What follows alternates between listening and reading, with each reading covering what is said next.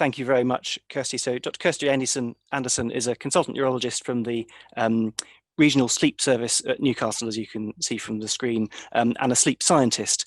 And she's published widely on a range of things to do with sleep, including primary sleep disorders and sleep pathology and other disorders. And also I know sort of sleep and fatigue in occupational medicine and that sort of applied aspect as well.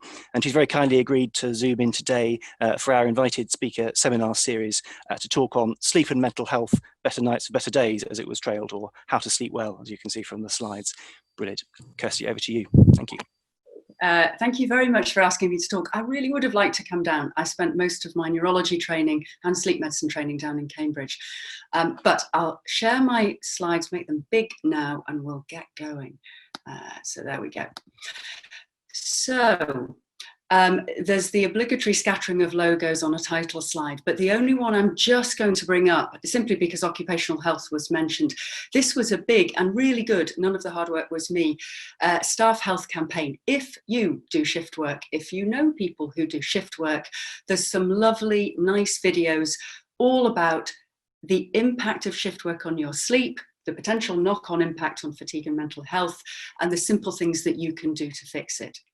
But I'm going to start and finish by saying in the next 20 or 30 minutes that I'm going to try and persuade you that sleep disturbance is not a diagnosis. I have seen it written on letters, not just from psychiatrists, but many other health professionals. And the assumption is that the daytime disease is the only cause of a bad night. We live in a daytime world. By definition, patients are unreliable narrators at night when they sleep. That's not their fault. They're not really there when it happens. But there are distinct, identifiable, and utterly treatable sleep disorders, the diseases of the night. And we can train most people to identify them, to spot them, and to then give people personalized treatment. And I think one of the problems with mental health research in the past is that it has lumped together all bad sleep. And that, I think, is incorrect. So what goes wrong with sleep? Well, only 4 things, which is great. My life is quite simple. You can sleep too much, not getting through the day without napping. That's different to fatigue. That is sleepiness. Overwhelmingly, the commonest cause over the age of 40 or 50 is obstructive sleep apnea. Completely separate and different is difficulty falling asleep, difficulty staying asleep, feeling that that is your main cause of daytime problems. And most importantly, that's not sofa surfing during lockdown. It's not a brass band deciding to rehearse at 3 in the morning. That is entirely within brain generated. Anything that goes alongside sleep, coming out of non-dream sleep, dream sleep, the 2 main sleep states, and I'll cheat a bit and sneak restless legs in there, is parasomnia. Remember, that can be something that only disrupts your bed partner.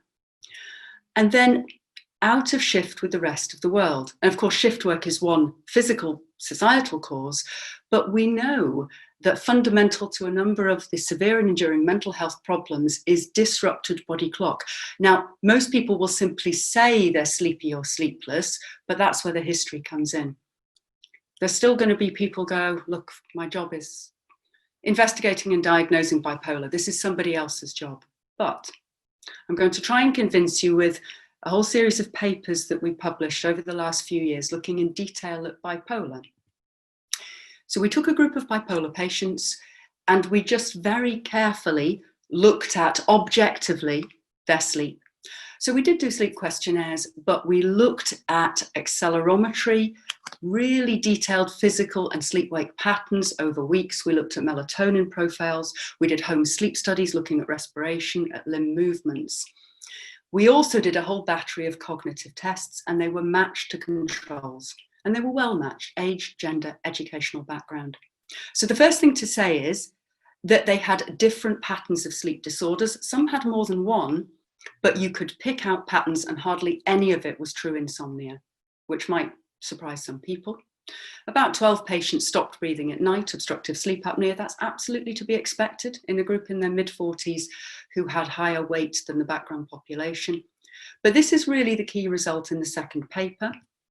If you looked in detail at cognition, and there were a whole battery of tests, and it wasn't just alertness and vigilance, the patients who had abnormal sleep had abnormal cognition, independent of mood, and the patients who had normal sleep had normal cognition compared to controls. And I think this is a really big result. And I think it flies in the face of a lot of the perceptions that there's a specific cognitive fingerprint, if you like, to bipolar. And I would disagree with that. I would say we need to phenotype, and the learning point is that has to be with objective measures of sleep. The final papers come out just a month ago, even controlling for activity levels, for BMI. Really, sleep was the only thing that associated with cognitive impairment. And those papers have all been published in Psychological Medicine. So if you're going back to your clinics and you think, I really do need to focus on sleep, what questions do you ask? Well, this is it really. This is what I strip it down into. Every single patient needs to be asked about snoring. Now, you're going to tell me that people might live and sleep alone, and that's fine. Sandpaper dry throat in the morning, unrefreshing sleep on wakening. If a bed partner is available, is the pauses in breathing? And we'll come on to a really simple score, the stop, bang screening questionnaire. Restless legs, you have to ask. People don't associate the horrible wriggly feeling with something that's breaking up the night. And that single question I've put there is validated with very high sensitivity and specificity as the right collection of words to pick out, is there restless legs? You then need to think if it's there at the moment and if it's bad, but that's the question. Really helpful question. Lights out, lights on, going through the 24 hours. Do you go outside every day? Is there light exposure to set the body clock? And separating sleepiness from fatigue, and of course it can be hard, but fatigue can be an overused word. Mental apathy, is this the physical fatigue of losing your sense of smell and a high temperature, or is it falling asleep? So do you get through the day without napping? It's the dose of caffeine that is far more important than the time you took the last cup. Count the cups for coffee would be my single most useful bit of advice. And do you do stuff in the night? If yes, have you always done it? Sleep talking and sleepwalking can wax and wane. It's 20% of children, 2 or 3% of adults. It is a little more likely after a stressful day. Or is this new and progressive and destructive? Are you hurting people? And do you remember it? People don't tend to remember sleepwalking. They often do remember dream-related problems. So we're just going to add in a couple of very simple scores if there's a sleep problem. The Epworth Sleepiness Score, 8 questions. It is validated for both insomnia and daytime sleepiness. Everybody asks me, researchers and family and friends and patients, about Fitbits. Keep them for the day only, please. Off at night. They're pretty good at, I've taken it off and I've put it on in the morning. They're not validated for sleep stages in the middle, and people overvalue the data, but writing it down, pen and paper, sleep diaries. So we get fantastic letters now from psychiatry who do all of this and send lots of patients to my service. And lots of that's come with annual sleep training days. And we've stripped a lot of this down to this set of resources. The sleep diaries we use are there, a little 9-minute video, patient information, carer information, health professional information. So anyone is welcome to that. So here's the first case. This gentleman was referred from the community treatment team, and I just want people to have a quick read through, and if it's clinicians tuning into this talk, I think you will have a lot of people a little like this. He was recovering to a degree from a nasty bout of depression, carefully assessed, a diagnosis of depressive disorder and PTSD, but not able to return to work with this list of symptoms. Now, because of the work we've done over the years, the very simple add-on from the community treatment team was this. He did not get through the day without falling asleep. That had happened before trazodone was started and increased. And he very clearly rated mood scores as improved. And His wife said he snored loudly. In fact, she'd moved into another room. His weight had steadily increased. He struggled with fatigue, lethargy, and tired, but she said she thought he was tired. So he had sleep apnea. This is a risk factor for failure to respond to your antidepressant. It's a horribly destructive thing to do to sleep, and it really worsens outcome in affective disorders. So everybody asks me, what's your top tips for sleep? I get asked this all the time. Junior doctors tend to ask me how to get children to sleep through. I do a pediatric clinic. Academics always ask me about jet lag. That one's gone away for a bit, I suspect. But my top tips for sleep, I'm a big fan of breathing. I would try and do it all the time. If you snore very loudly, if the airway collapses, if there are recurrent pauses in breathing, you have obstructive sleep apnea. It's just common, and most people don't know they have it at the point of diagnosis. And this is the screening tool that we've now put into the community treatment teams, the inpatient wards, because it's validated. It was developed by anaesthetists, and they don't always talk to their patients. But of course, we may both see a group of people who may live or sleep alone, or may struggle to separate out a range of symptoms. And the point about the stop bang is it picks out very physical markers, you know, your neck size, your age, whether you have blood pressure, your height and weight. So if you have a score greater than 5, you are very likely, more than 50 or 60% likely, to have moderate or severe sleep apnea. The most important thing to say is you do still then need a sleep study, but that's a very simple test. It is done in someone's own home, in their own bedroom, in their own space. They don't have to come into a sleep lab. It's not invasive. Nothing goes over your face. So you see lots and lots and lots of, and I'm going to move my arrow, stopping breathing. This is normal in and out breathing. It should happen all the time. Massive long gaps. And these big pink bits are the oxygen levels plummeting to below the 100% where they should be. And this causes a tiny little microarousal. The person who has sleep apnea is almost always not aware of that. They just wake up in the morning feeling as if they have not been to sleep.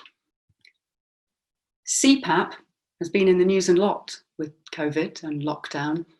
CPAP is amazing. I think it's a very, very good antidepressant in my group of patients, at least. Wireless, remote monitored. We had to switch our entire service to remote monitoring in terms of the respiratory side. And when I say we, that was the very hardworking sleep techs. I didn't do any of that. And amazingly, you now really have the sleep service via Amazon.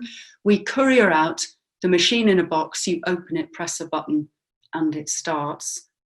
And people can look on their phone and see that the breathing's been controlled, and there's a huge impact on mental health. This is completely different. I'm going to go through some of the other cases I see. And the interesting thing about these two cases, if I let you read the text, is just how similar the story is. Nasty, aggressive, frightening dreams that led to injury. Dreams that led to punching the bed partner hard enough to draw blood or to break something. Two very different people, both seen now about 10 years ago, from very different backgrounds, with no symptoms at all during the day, absolutely and entirely well in themselves. Now, what we knew that they had, because we did bring them into the sleep lab, was REM sleep behavior disorder. There is a powerful descending switch within brain stem that absolutely stops you moving during sleep, apart from eyes that jerk, diaphragm that moves, so you keep breathing, very little other muscle activity. And when you bring someone into the sleep lab, you have a robust biomarker in that this arrow points out little bursts on the red line that should not be there. You have a loss of the normal REM atonia. So we have a very good biomarker for what we now know is a really common sleep disorder. So I'm going to show you this video. Now, this comes from a published journal. But this is what our patients do, and this is what their partners describe.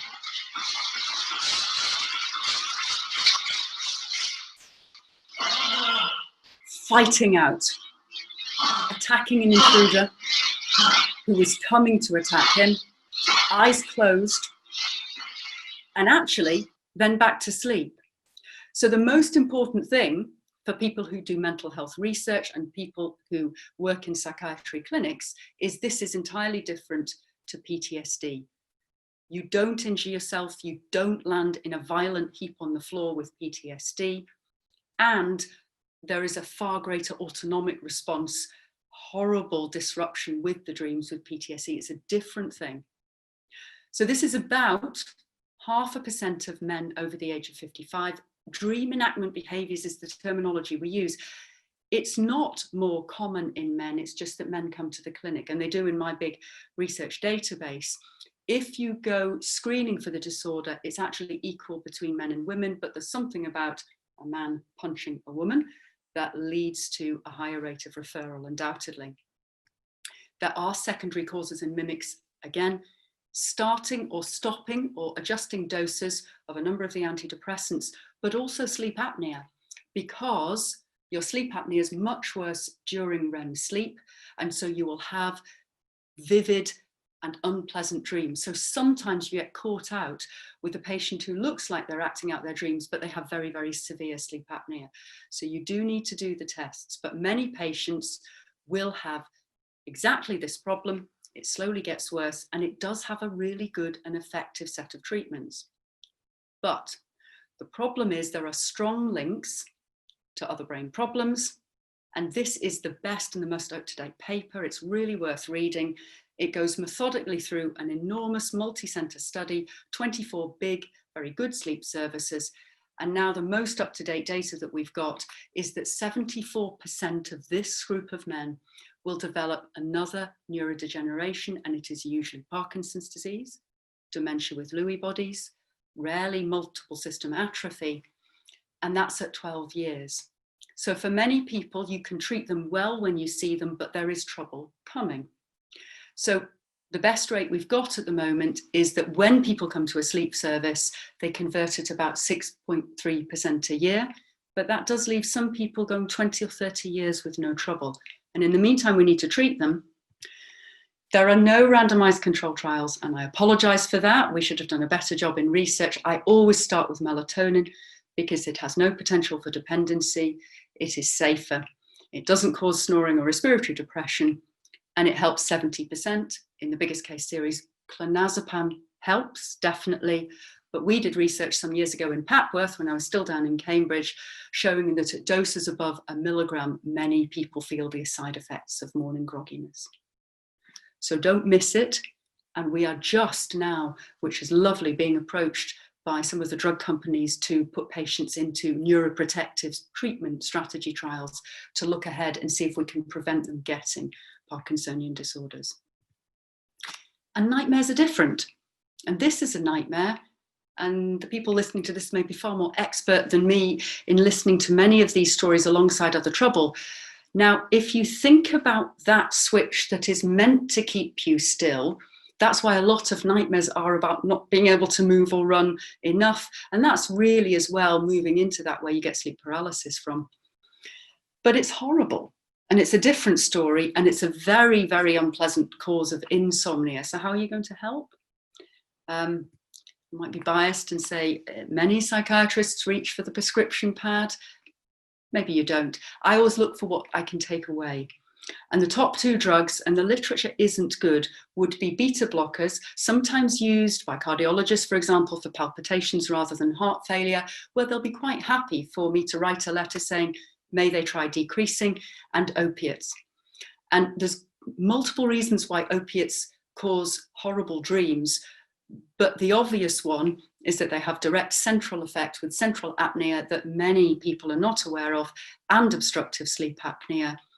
And decreasing opiates can treat horrible, vivid, sweaty dreams and should be done more for chronic non-cancer pain. So if you can't take something away, how are you going to treat? I joined a group with Sue Wilson leading, and this is a free download where I happen to be the person reviewing all of the evidence for treating nightmares. And I really would highlight image rehearsal therapy as something we train people to do, as something we find straightforward. And it's one of the few things where we can give people a leaflet in clinic and can often make a big impact on symptoms. This wasn't research done by us, certainly. This was a very good paper that I'm sharing now. This was published in JAMA 2001, but a robust effect using image rehearsal therapy, re-scripting to a less distressing ending on every aspect of nightmare frequency and the distress coming with nightmares. So really worth remembering. I'm moving on. I know I don't have long, attention spans are short with Zoom. This is insomnia. This gentleman was phoned because of COVID in May, and I thought he was in exactly the right place talking to me. He'd had 3 years of very distressing anxiety, and that had been treated. He'd engaged well with CBT. He was on a stable dose of venlafaxine, and a number of those symptoms had settled, but he could not sleep and rated it as his major problem. I hear almost always, I've tried everything, really reflecting the effort that somebody starts to put into what should be an automatic process. He'd got into the habit of not even trying to go to bed until 4. His wife got up very early, she worked in healthcare. He would go and walk the dog because he felt a bit safer then and because he got so frustrated. He self-rated sleepiness as 0, would never sleep but felt awful. And the insomnia severity index, now it's not diagnostic for what type of sleep problem it is, but it's very good as a measure of severity, was high, very high. So he had rotten insomnia. So when people say they've tried everything, they have to have filled in a sleep diary. These are ours, we can share them. They're really just life diaries. The way you look at these is we're asking people to fill in from 6 in the evening through to the night. They've got to have a very simple way of writing down lights out, when they got up, and you do it in the morning, you do it once a day, and you don't use it looking at your phone. And they're a real pain in the neck. And the line I often use is, this is the price of a better night. We've got to look over weeks, not days. And they're both diagnostic and therapeutic. So we know how we should treat him, and I can tell you how I did treat him. You've always got to look at age and stage. He used to be a short sleeper, a bit of a night owl, very happy getting up at 6. And we spend lots of time explaining to whoever wants to come to clinic that there's 2 distinct processes that have to align to keep you nicely asleep. The circadian rhythm actually gives you a little burst of alertness in the 1 or 2 hours before bed. That's so important. If you start to chase sleep and get into bed at 10, you are going into the wake zone and you will make insomnia worse. But it's paradoxical, and you can understand why people do it. So we did the things that you can tell anyone and that you should do. His anchor point was 6 because that's when he got up when sleep was normal. We built the dog walking up during the day because it's what he felt comfortable doing. And you've got to start to increase daytime activity. The night follows the day. And we decreased time in bed for a little and extended out. It was unusual. He started to go back to music. Music, of course, if you used to play an instrument, it's just a very, very automatic activity. He played the trombone. So the instruction to go out to the bedroom and play the trombone at 3 in the morning, what we did was we asked him to rehearse, but not actually play. We were thinking of his wife's sleep, but it just worked. 4 telephone calls, sleeping better. We'll see him at 3 and 6 months, but we'd expect 70 to 80% of people to get better with a very didactic behavioural therapy. The point of putting that little hypnogram up, showing the 90-minute cycles both to you and the people we treat, is that nobody sleeps through. That's utterly important to tell people and to explain, and that the second half of the night is always lighter and closer to consciousness than the first. Okay. So how to treat insomnia? It's really important to say that trials, of course, show benefit for sleeping tablets, but there's never been a trial to show that short courses treat chronic insomnia, and yet that's how we have prescribing UK guidelines. So we're almost setting patients up to fail by giving somebody with chronic insomnia 2 weeks of Zopiclone in primary care. There is, of course, a worry about dependence and addiction, but that's not to say that there isn't a small subset of people who just get a long-term sustained benefit. If you are using CBT for insomnia, many people don't have insomnia.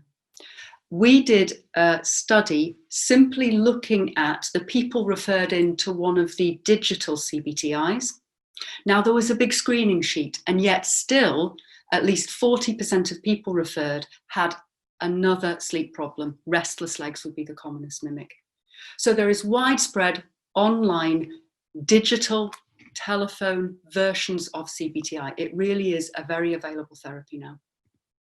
I'm going to finish off for the last 3 or 4 minutes by telling you about some of the work we've done on the inpatient units.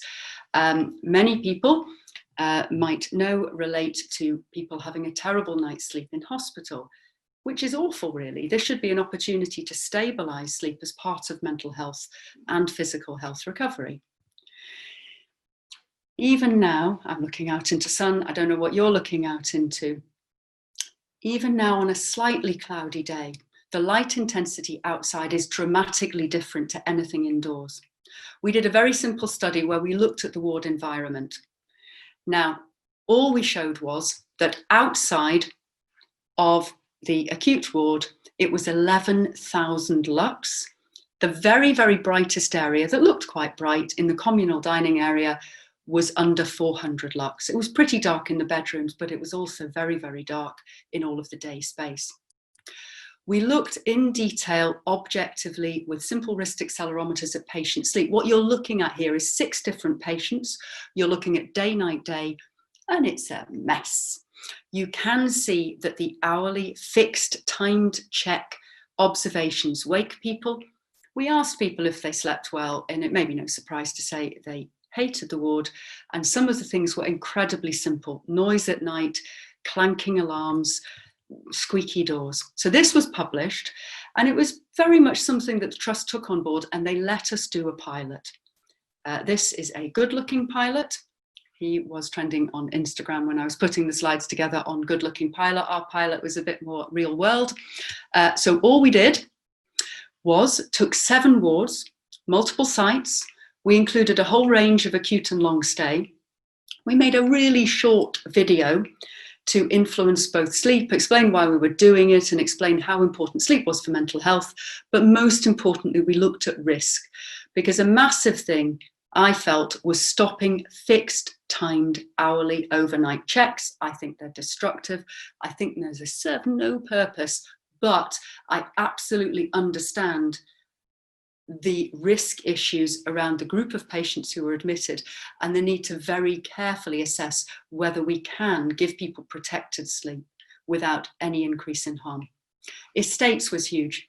I just walked the floors and asked the people who were inpatients where the squeaky door was, and they all knew.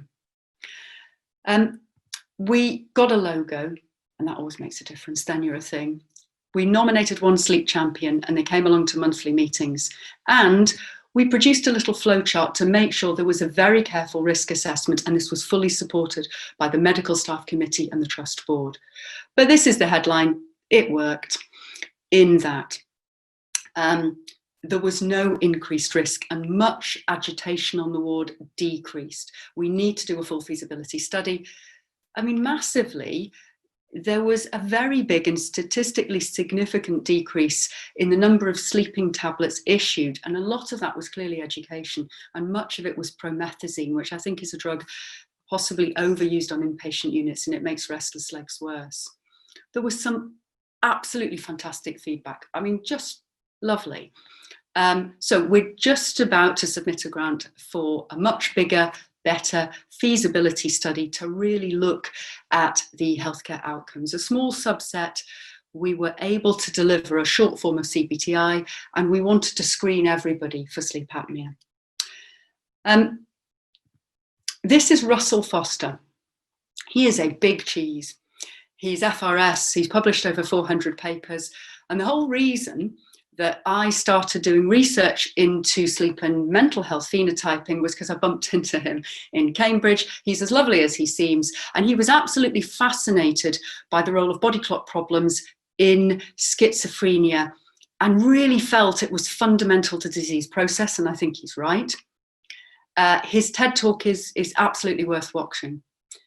But this, who you won't, of course, know, and I presume Kelly, who's an RMN on one of the acute wards, is paid a little less than Russell, is the single person who, when we knew we had to stop the overnight obs and we just couldn't get people to do it because everybody was worried, she switched herself from day to night shift to be the first ward to do the first night. Good people do bad things in a blame culture because of many understandable reasons in complex systems. So what we must understand is not that sleep's important for mental health, we already know that, is what are the drivers for change from very entrenched nursing policies that have just been there for 20 years and that people have stopped thinking about.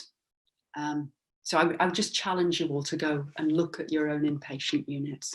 So in summary, sleep disturbance is not a diagnosis. No one's allowed to write that in a clinic letter, please.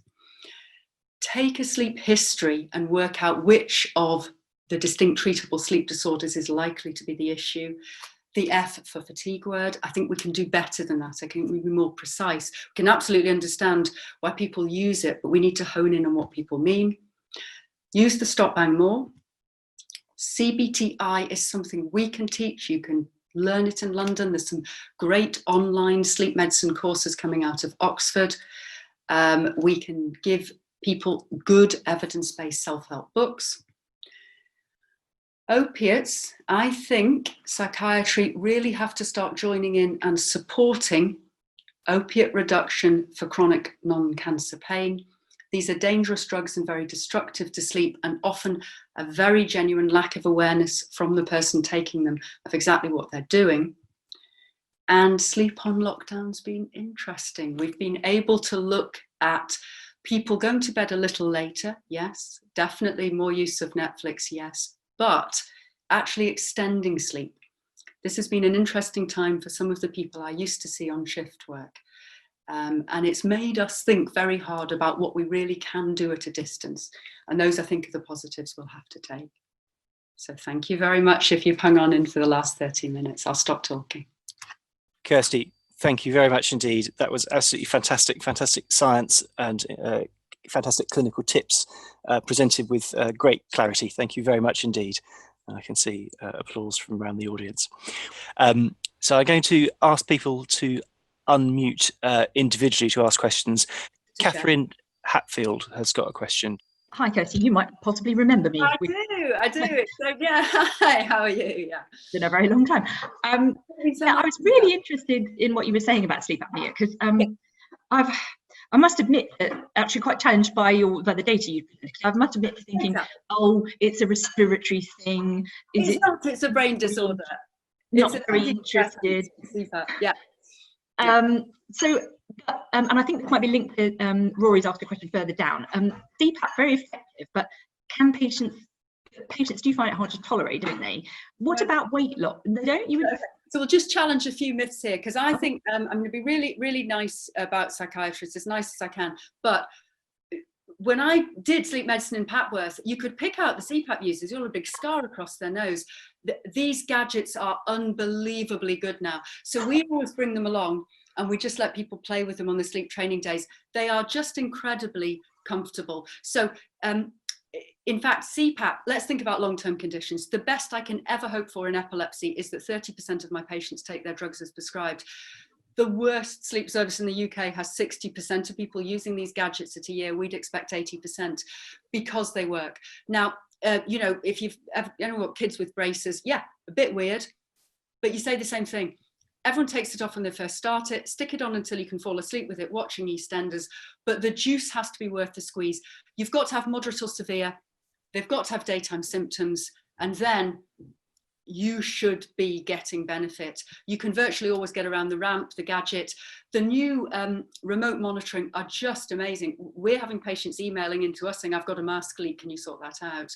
It's just the most amazing bit of kit. It's one of the bits of health technology that's just advanced. So that's your junior medical days. I promise you it's better than that, like everything else. Okay. And what about, how effective, do you advise people to lose weight? Would that be effective? Oh goodness, yeah, absolutely. And the other thing I would say is, so look, life's a negotiation. You hate CPAP, give me a stone, I'll book your sleep study again. Give me a stone. And then I just go through super simple. I do virtually always try and take away a drug, of course, that is causing weight gain. For us, the easy wins are the badly used pregabalin, gabapentin, amitriptyline. I am not saying they're not useful drugs. They have been overused for non-neuropathic pain. I think there is recognition in primary care, but pregabalin, gabapentin are fat drugs. Not for everyone, of course. So can we take anything away that prompts weight loss? Very, very simple stuff. The question we've had to ask with remote is, do you have scales in the house? You would be amazed by how many people say no to that. Okay, I'll stop there. Can you get them? Are you bothered about standing on them? Okay, once we've got that out of the way, change one thing, stand on them every 4 weeks, we're done. Keep it simple, nothing complicated, nothing complicated. Do one change they will be supported by, make sure scales are in the house. Of course, you're right. It's the same as everything. 5 to 10% of BMI cures your fatty liver, cures your diabetes, cures your sleep apnea. Absolutely. We should do it more. We should, neurologists are just as bad at lifestyle. We can't blame you for that. Thanks very much, Kirstie. Thanks very much. Frances Marshall had a question about telling patients and REM sleep behaviour disorder. Frances, do you want to unmute? Hi. I just wanted to ask that if you've got such a very high likelihood of a neurodegenerative condition secondary to the dream enactment behaviour disorder, do you tell patients that? Always, and you have to. It's always. It's on the first Google. So it's a really good question, and I keep a database, and I have several hundred patients. And I think one of the most interesting things to me is just how very nice and straightforward a patient group they are to look after. So you must immediately discuss in clinic, and that's why I think it's so important to do a sleep study, because there definitely is a differential diagnosis. And as soon as you put the word REM, sleep behaviour disorder, on the letter, which of course we all share now, you put that into Google, the first hit is Parkinson's. So it would absolutely be standard for me, if the GP has mentioned it as a discussion, to ask them what they've read about it. If they have no idea at all, to say, there's a definite link for some patients, sometimes coming some years later with other brain problems, but let's get this treated. I will be seeing and following up, and we will make a clear plan for the future. And this is really the time to get brain health in order. We know what prevents and preserves and protects in terms of dementia. It's interesting how many patients are sort of coming wanting something proactive, wanting something done. But I always discuss, and you have to find a way of discussing that. And I use the word dream enactment behaviour until I'm certain with a sleep study. It's a really good question. Thanks very much. One from Shahid Zaman. So he's not got a microphone, so I'll read this one out. Sleep disturbances occur very commonly in autism. Do you have any recommendations for treatment? Exactly the same. And I get this all the time from psychiatry. Sleep disturbances very, very commonly occur in. Let's step back and work out what it is. So you just go back to the basics. You're going to look at the entire 24 hours. You're going to look at the bedroom, and you're going to look at behaviours. But you're also going to think very hard about ages and stages. In terms of, the past is a foreign country. They do things differently there. They sleep differently there. Teenagers are set to sleep late and to sleep long, and to be very, very grumpy if they are woken out of slow wave sleep in a way that we are not. So you're looking at the age of the child or adult you're treating, but you're still going back to, what is the problem? Can you not settle at night? Is there a physical need to move? Have you developed any parasomnia? Is there snoring? Is there a specific thing that you are looking at within environment? But there's no evidence at all that the same strategies that, for example, we've talked about with the CBTI do not work with autism. And organisations like Sleep Scotland spend a lot of time saying that just because somebody has another diagnosis, whether it's autism, whether it's learning disability, whether it's ADHD, does mean that you don't apply the same strategies. So phenotype and then make a plan. Is that all right? Thank you. Catherine Havfield, you had another one there about how people misperceive their poor sleep. Sorry, I'm monopolising questions. I have one gentleman in particular who has complained, he's got bipolar disorder, and he's complained of his poor sleep for the many years that I've known him. Bitterly, no matter which mood state, if he's high or low, his universal complaint is he cannot sleep. Whenever he gets admitted to hospital, he always appears to be asleep. So, and I think he's even had a sleep study at Papworth actually, where indeed he was asleep. And so that's been labelled as a sort of sleep perception, but I don't know much about it or how to help him with it. He demands a lot for sleeping medication, which has no impact because he is already asleep. Yeah, so we never fall out over this. If you're in stage 1 sleep, that's the bit where, when we did all sit in lecture theatres, for the first 30 or 60 seconds, you know, the eyes closed, someone, you know, elbows you and you say, for goodness sake, she's looking at you, and you are absolutely swear blind that you're not asleep, and you're both right. You do need to be asleep for 30 to 60 seconds to perceive it. And in the very light sleep stages, and people often in Papworth, so they must have ruled out sleep apnea, which at least I would have stopped thinking until you've done that, but that's been done. So everybody is an unreliable narrator at night.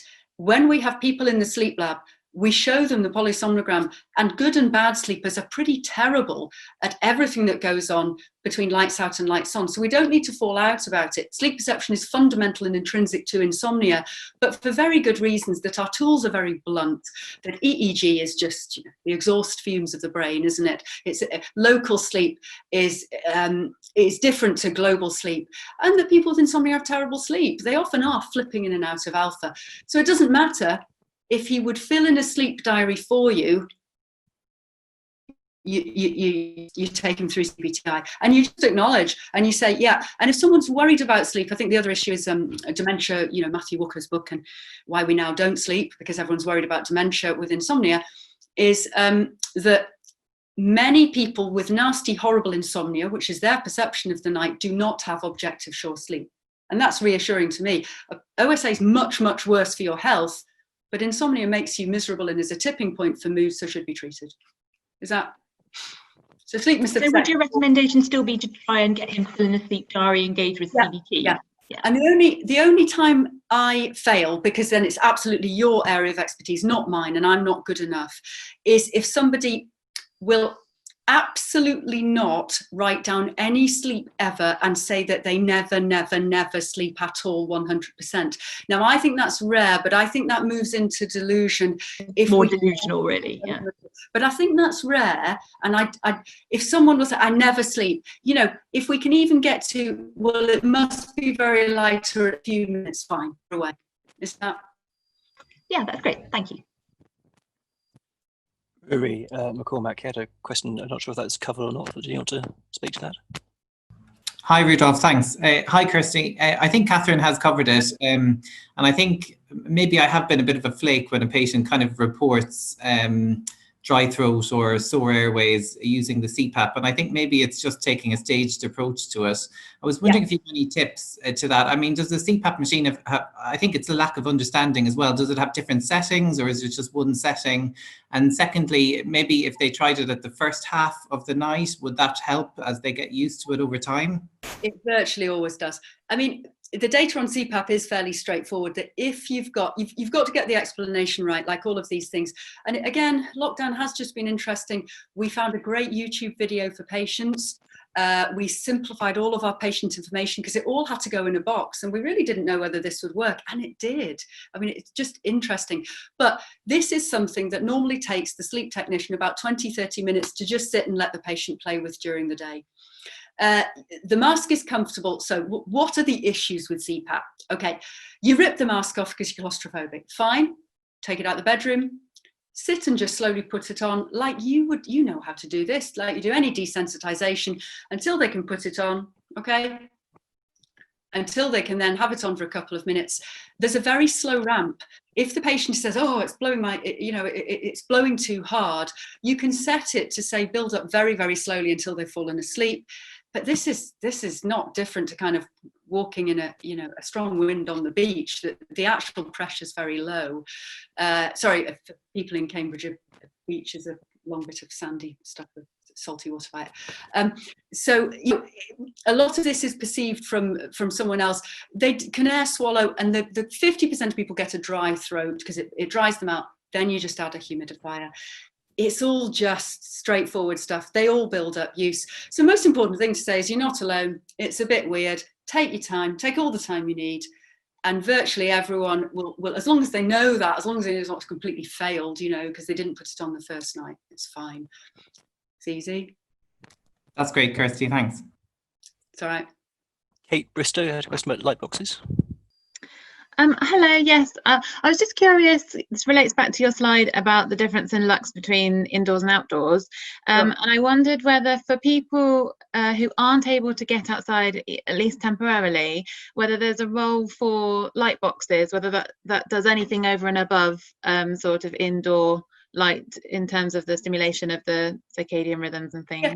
Absolutely, there's a good evidence base. So the best person who's written on this, Anna Wirtz-Justice, who's done a whole book on chronotherapy in psychiatric disorders. It's a really good book. It's not big, and it's just all, it's all the data. The bottom line is, I use them in the winter when the clocks change. I don't use them in the summer. I think very, very few people cannot at least open a window or step outside onto the step. I would separate that, fully accepting horrible social anxiety or agoraphobia or all sorts of things where people would worry about doing something, but virtually everybody can get natural light. If they absolutely can't, and that's a tiny number of patients, maybe absolutely fit, hospitalized, then yes, definitely light boxes deliver 10,000 lux, so they deliver outdoor intensity light. They have a definite evidence base. Okay, and is then also being near a window, is that better as well or not? I mean, it's amazing actually, even with modern glass, the drop off right by a sunny window, it really is interesting how much it takes out. You might, in an incredibly hot window, a hot day, maybe get up to a few hundred, maybe close to 1,000, but it's such a blind sight. In Newcastle, it's not always the Mediterranean. In November, when it's cloudy and raining, we get people to guess the light intensity and to step outside, it's still 11,000 lux. I mean, it's just a dramatic blind sight because your eye is this unbelievably sensitive camera. And people just get it and they like it and they understand it. And I guess with someone with really severe insomnia where everything else is a mess, it's something they never fail on. It's always good within the first few times you meet someone with any therapy to do something that they can do that will genuinely make them feel better. Because some of the other things we ask them to do are hard, of course. Thank you. Thank you. Elizabeth Kiernan had a question about secondary insomnia. Hi, thank you for a really fascinating talk. I suspect I know the answer to this from what you've said so far, but if someone has insomnia and you think it's secondary to an anxiety disorder or a mood disorder, is it still worth starting things like the CBTI straight away, or should we be concentrating on treating what we think is the underlying psychiatric issue? I think that's a really good question. So, of course, insomnia, and well, is comorbid with other mental health problems often. And I'm not saying it's not. And at least 40–50% of the time. And it sort of feels like and shares a lot of the biology of anxiety, doesn't it? This is a wakefulness disorder and an anxiety of the night. So the evidence is quite nice for this. So Colin Espy, it's an old paper now, did a nice study where escitalopram plus CBTI for depression and comorbid insomnia, putting them together outperformed the effect of either. So, that's a good, and he does very good research in this area. So that's a trial worth looking at. There's going to be basics that always come through in anxiety because you are good at structure and routines and schedules. And we know that. We've trained talking therapies within insomnia.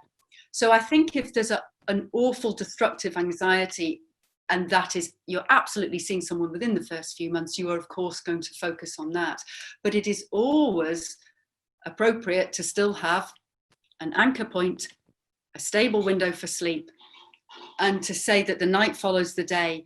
And of course, that out of breath activity and natural light both have impact on anxiety. So we're not going to disagree, but that's going to be light touch if they've got to control adrenaline and anxiety. And, you know, people can only do one set of homework at once, can't they? If you're going to treat anxiety, you're going to treat that first if you think that's the start point of symptoms.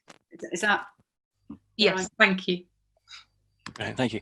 Question from Adrian Jackson, who's not got a microphone. He says, does a need for frequent urination during the night impact greatly on sleep quality? Peeing during the night, OSA, I'm so sorry, I'm a broken record. If you know, we kind of all know as we get older how much we're allowed to get up and pee. So children never, you know, bladders like, I don't know, half the size of them. Most of us drifting into 30s and 40s, getting up once. If you get up 4 or 5 times, it's actually one of the symptoms of obstructive sleep apnea. It's also, interestingly, I think, the single commonest thing we found when we studied Parkinson's disease sleep. We think about our RBD is a very useful warning signal. It's not that sleep destructive for the patient. It is, of course, the bed partner, apart from the ouch moments. But nocturia was the single thing, the earliest symptom that just really fragmented their sleep. So definitely, yes, definitely treat it. It can be a trigger for sleepwalking in children. So you look at the reasons, absolutely, yeah. So. Thank you very much. I've got a couple of questions, if I may, as well. So I was really struck by some of the implications for hospital design and you know, getting light in, but also this thing about checks overnight.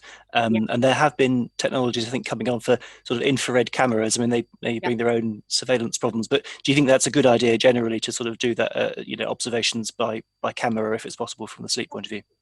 Absolutely. So there's several things. Another trust will know some of this, but so Oxy Health, which I think are a very big company doing this, have got a trial certainly within our trust. There was a beautiful design of the dementia wards with electronic curtains, and what was sort of utterly bananas was that patients were still being shown every half hour.